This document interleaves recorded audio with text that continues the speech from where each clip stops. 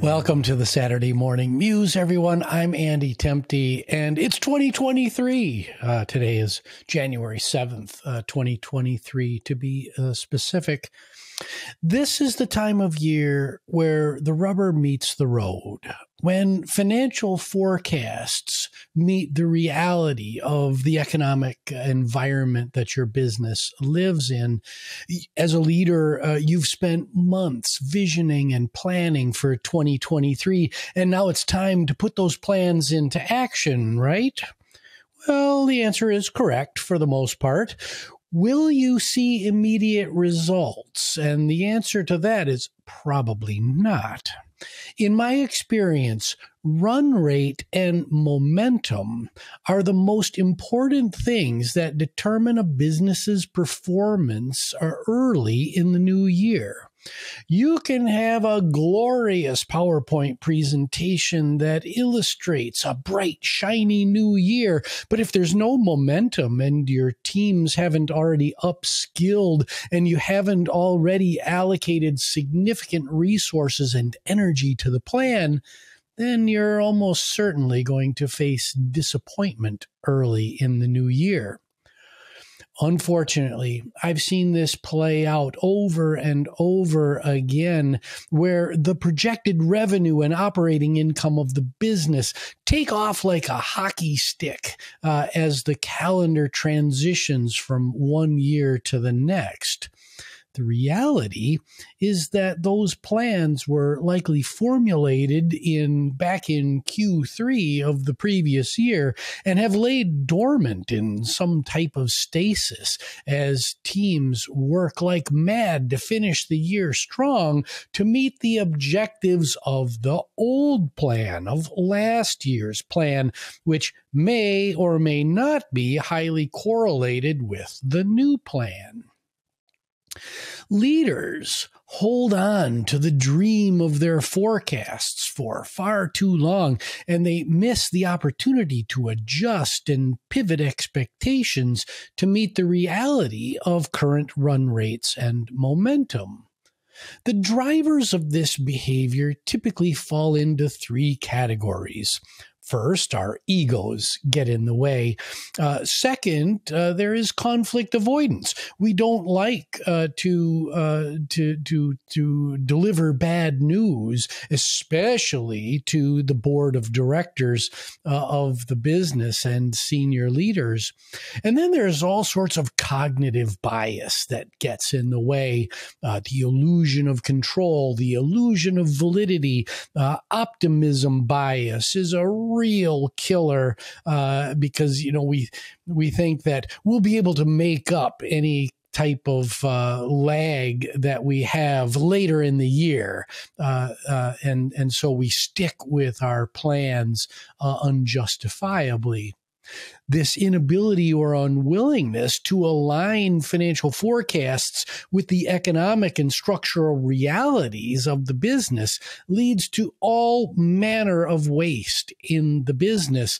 In my forthcoming book, The Balanced Business, I add a 10th waste onto what are the traditional 8 wastes of a business, and that is emotional waste. This inability or unwillingness to align financial forecasts with economic reality early in the year leads to emotional waste that comes in the form of anxiety that builds across the organization when everyone can clearly see the collision that's either happening or is likely to happen between the plan and the forecast and the reality of the economic environment the business currently finds itself. So the bottom line is this.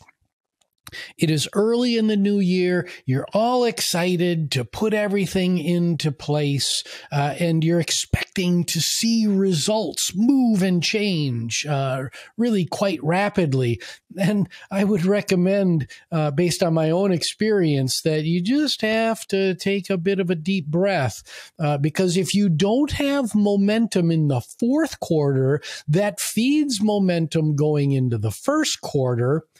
and your previous plans are not interrelated to the new plan, then imagining that things are going to miraculously turn around just because the calendar ticked over from 2022 to 2023, well, that's one of business's greatest fallacies.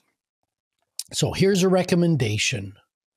Build better financial models and make financial modeling a priority in the standard work of creating budgets and forecasting. That might sound like a no-brainer, but many of us in business do not invest the time to really build tight financial models. A good financial model will have built-in pressure release valves that adjust for run rate momentum. And they're also built around input variables that aren't hard-coded into the model so that you can make easy adjustments for changes in market conditions and how those market conditions influence your input variables.